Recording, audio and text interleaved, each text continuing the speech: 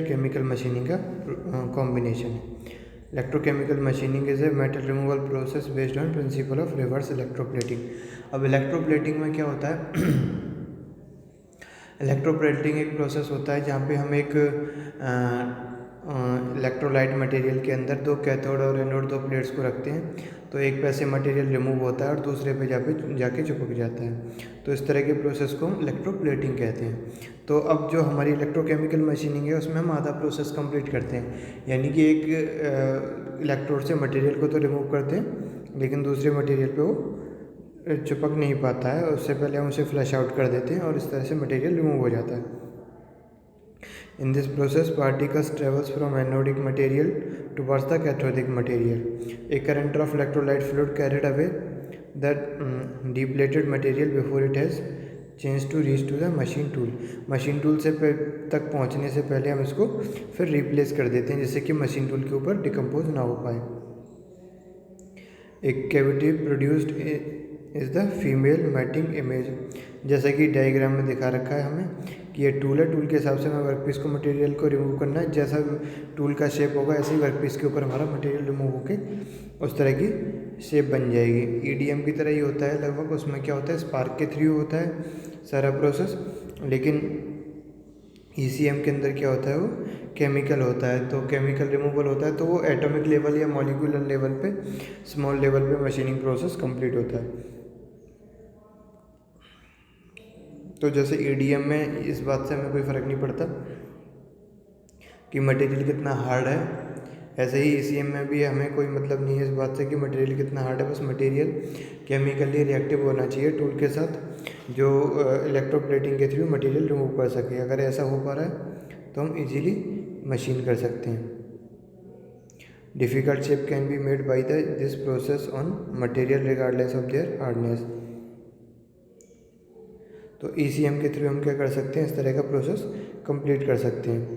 तो ये लो voltage high temperature DC current जब पास करते हैं हम इलेक्ट्रोड्स के बीच में, तो उस तरह की शेप हम बना सकते हैं जैसे कि हमने ऊपर फिगर में दिखाई थी। मटेरियल रिमूवल रेट का फॉर्मूला होता है CIH। C होती है वो स्पेसिफिक रिमूवल रेट होता है, I करंट होता है और H करंट एफिशिएंसी होती है। The rate at which metal are electrochemically removed are in proportion to the current passed through the electrolyte। तो जितना करंट हम इलेक्ट्रोलाइट के थ्रू पास करते हैं उसके प्रोपोर्शन में ही मटेरियल रिमूव होता है। मटेरियल का जो रिमूवल का रेट है वो करंट के ऊपर डिपेंड करता है। तो ये कुछ हमारे पास जो हमने इलेक्ट्रोकेमिकल मशीनिंग के थ्रू बना सकते हैं। अब देखो इस तरह की शेप, अगर हमें एक जैसी शेप का पैटर्न बनाना है तो हम ऐसा नहीं करेंगे कि टूल को बार बार एक प्लेस से दूसरे प्लेस पे लगाएंगे।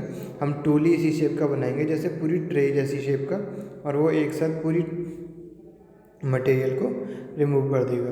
तो अगर हम आगे बात करते हैं ईसीएम में इक्विपमेंट कौन कौन से यूज़ होते हैं। The electrolyte consist of metal debris removed from the anode which will have to filtered before it repumped into the system। Okay, तो डिबरीज को जो रिमूव करके ले जाता है वहाँ से, वो हमारे इलेक्ट्रोलाइट के अंदर चले जाते हैं क्योंकि इलेक्ट्रोलाइट कंटिन्यूसली फ्लो कर रहा होता है। जो मटेरियल मशीन होते जाते हैं उनको साथ में कैरी आउट करता जाता है। लेकिन जब इलेक्ट्रोलाइट को हम दोबारा से फिल करवाते हैं तो क्या करना है, जो मटेरियल रिमूव करके वो अपने साथ ले गया उनको फ़िल्टर करना होता है और फिर हम उसको एंटर करवा सकते हैं।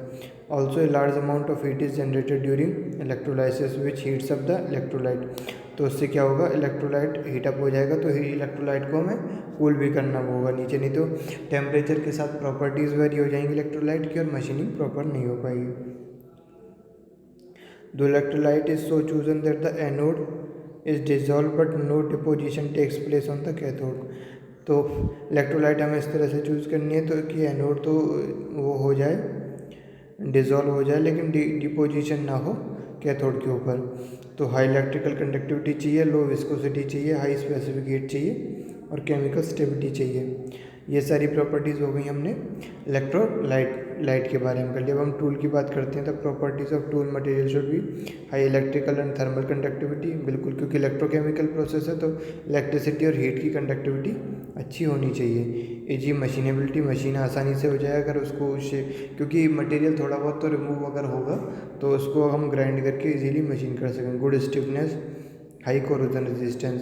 केमिकल रिएक्शन का सबसे बड़ी प्रॉब्लम यही होती है कि कोरोजन होता है, अगर वो कोरोजन रेजिस्टेंट होगा तो हम आगे से मटेरियल आराम से मटेरियल को हैंडल कर सकते हैं। Tool material copper, brass, bronze ये सब यूज़ होते हैं, ठीक है। तो अब आगे हम इसके में ही अगले में स्टडी करेंगे कि एडवांटेजेस क्या क्या होते हैं इलेक्ट्रोकेमिकल मशीनिंग के। इलेक्ट्रोकेमिकल मशीनिंग के एडवांटेजेस होते हैं, the components are not subjected to their thermal and chemical stress. Thermal और केमिकल स्ट्रेस नहीं होती है, उसकी वजह से क्या होता है, मटेरियल की जो ज्योमेट्री है वो ख़राब नहीं होती है और उसकी प्रॉपर्टीज़ में भी कोई चेंज नहीं आता है। तो टूल वियर भी नहीं होता है ईसीएम प्रोसेस में, थोड़ा बहुत टूल वियर सब में होता है, लेकिन सबसे स्लो प्रोसेस जो होता है टूल वियर का वो ईसीएम में होता है। Fragile parts can be machined easily, अगर कोई पार्ट ख़राब हो जाता है तो उसे आसानी से मशीन किया जा सकता है और कोई स्ट्रेस इन्वॉल्व नहीं होती। ECM deburring can be difficult to access areas of part, ठीक है। अब हाई सरफेस फिनिश होता है इसमें, इनकी सरफेस फिनिश बहुत अच्छा होता है इसमें। Complex geometrical shape in high strength material. अब इसमें हमें देखो, जितनी अगर कोई मटेरियल हार्ड होता है तो उसे मशीन करना मुश्किल होता है, स्ट्रेंथ ज़्यादा होता है तो उसे मशीन करना मुश्किल होता है, अगर हम कन्वेंशनल मशीनिंग प्रोसेस की बात करें। लेकिन अगर हम बात करते हैं नॉन कन्वेंशनल और उसमें भी ईसीएम की, तो ना कोई टूल यूज़ हो रहा है ना कोई फोर्स यूज़ हो रहा है, तो मटेरियल की हार्डनेस, थर्मल कंडक्टिविटी, इन सब चीज़ों से मेल्टिंग टेम्परेचर, इन सब चीज़ों से कोई फ़र्क नहीं पड़ता। अब लिमिटेशंस क्या क्या हैं ईसीएम की। ECM is not suitable to produce sharp square corners हम इसमें प्रोड्यूस नहीं कर सकते। ECM can be applied to the most metal, but due to high equipment cost it is usually used primary for highly specified applications, ठीक है। तो हम material removal के बारे में पढ़ ही चुके हैं, तो स्पेसिफिक रिमूवल रेट होता है। अब अगर हम बात करते हैं एप्लीकेशन की, any electrically conductive work material respective to their hardness, strength, ठीक है। तो इलेक्ट्रिकली कंडक्टर होना चाहिए, स्ट्रेंथ क्या है, हार्डनेस क्या है, थर्मल प्रॉपर्टीज़ क्या है, उनसे हमें कोई फ़र्क नहीं पड़ता। The machine surface can be suitable at any inaccessibility, shape application, blind complex cavities, curve surface, through cutting large, ये सारी चीज़ें हम इसमें बना सकते हैं। अब इसके साथ ही एक और टॉपिक और आता है हमारा इलेक्ट्रोकेमिकल ग्राइंडिंग। अब जैसे हमने इलेक्ट्रोकेमिकल में ईडीएम पढ़ा था, इलेक्ट्रिक डिस्चार्ज मशीनिंग, उसके बाद इलेक्ट्रिक डिस्चार्ज ग्राइंडिंग पढ़ा था। सेम प्रोसेस यहाँ पे होता है, इलेक्ट्रोकेमिकल ग्राइंडिंग भी होता है। In ECG the tool electrode is rotating, metal bonded rotate होता रहता है, डायमंड ग्रेड लगे होते हैं उसके अंदर। तो इसमें क्या होता है, डबल प्रोसेस होता है, यानी कि ग्राइंडिंग तो टूल से होती है ही, उसके साथ साथ क्या होता है, केमिकली मटेरियल भी रिमूव होता है। As electric current flows between the workpiece and the wheel through the electrolyte, the surface metal is change to the metal oxide, यानी कि रस्टिंग हो जाती है उसकी, मेटल ऑक्साइड में चेंज हो जाता है। अब जैसे अपर लेयर की रस्टिंग होगी उसे रिमूव करना बहुत ईजी हो जाता है, ठीक है। Through the surface metal is change to the metal oxide which is ground away by the abrasive, जिसको एब्रेसिव के थ्रू हम निकाल देते हैं। As the oxide film is remove, new surface metal is oxidise and remove. तो एक एक लेयर को हम ऑक्सीडाइज करते जाते हैं, रिमूव करते जाते हैं, ऑक्सीडाइज करते जाते हैं, रिमूव करते जाते हैं। तो कॉम्बिनेशन होता है ये, मतलब इसमें क्या होता है, लेकिन इसमें क्या है, टूल टच हो रहा है, बट स्ट्रेंथ ज़्यादा नहीं चाहिए हमें, क्योंकि जैसे ही कोरोजन होता है किसी मटेरियल का, ऑक्सीडेशन होता है, वैसे ही उसकी स्ट्रेंथ बहुत कम हो जाती है, क्योंकि जो बॉन्ड होते हैं मटेरियल के, इंटर एटॉमिक जो बॉन्ड होते हैं वो वीक हो जाते हैं, ऑक्सीजन के साथ बॉन्ड बन जाता है। इसी is low voltage high current electric process, the purpose of abrasive is to increase the efficiency of ECG process and permit the continuous to the process. अब ईसीजी के लिए हम एक डायग्राम देख लेते हैं। देखो ये डायग्राम दिखाई दे रहा है हमें। अब ग्राइंडिंग व्हील होता है, अब जैसे जैसे वर्कपीस रिमूव होता जाएगा वैसे वैसे हमें व्हील को लोअर पोजीशन में लाने की ज़रूरत पड़ेगी। उसके लिए हम क्या करते हैं, जो रैम टाइप का एक स्ट्रक्चर बनाते हैं जिसके थ्रू हम इसको इजीली नीचे की तरफ ला सकते हैं, ठीक है। The abrasive particles are away non conductive material such as aluminium oxide, diamond, ठीक है, CBN, इस तरह से हम इसको नॉन कंडक्टिव मटेरियल के एब्रेसिव पार्टिकल्स बनाते हैं।